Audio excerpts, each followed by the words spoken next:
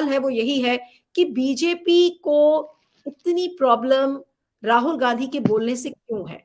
आखिर राहुल गांधी पहले भी बोलते रहे हैं, लेकिन महाराष्ट्र में अगर वो इस बात को बोल रहे हैं तो इसको लेकर इतना बवाल क्यों है?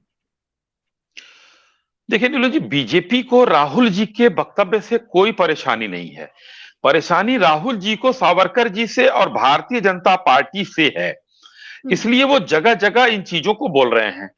अब आपको मैं याद दिलाना चाहता हूं, भारत जोड़ो यात्रा के लिए राहुल गांधी जी, कांग्रेस के सारे प्रवक्ता, ये लोग बोलते रहते थे कि महंगाई है, बेरोजगारी है, भारत टूट गया है, इसको जोड़ना है, यही कहते रहते थे।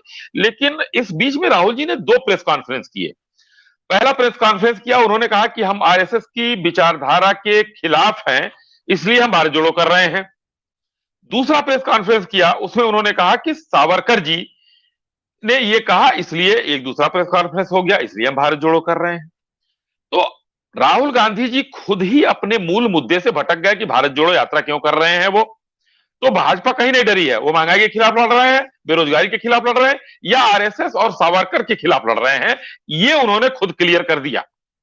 तो अब उनका सीधा सीधा मतलब हो गया कि आरएसएस के खिलाफ भी है और उनके खिलाफ भी है।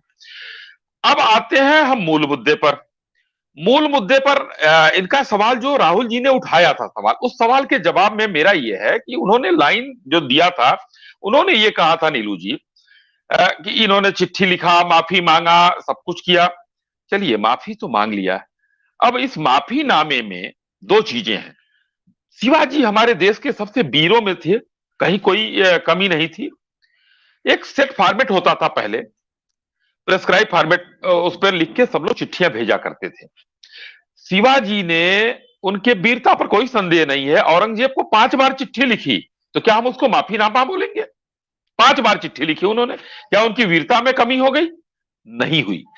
दूसरी चीज मैं आपके उसमें आना चाहता हूं कि राहुल गांधी जी ने एक सवाल उठाया कि वीर सावरकर ने लिखा था योर ओबीडियंट सर्वेंट, ये भी उठा है। तो राहुल गांधी जी वीर सावरकर के कहते कहते कहीं उन्होंने महात्मा गांधी जी के ऊपर तो ये नहीं उठा दिया कि वीर सावरकर ने ओबीडियंट सर्वेंट लिखा था उनका। आज्ञाकारी सेवक भी हो सकता है वो, नौकर ही की बात नहीं होती है, सर्वेंट का मतलब सेवक भी हो सकता है।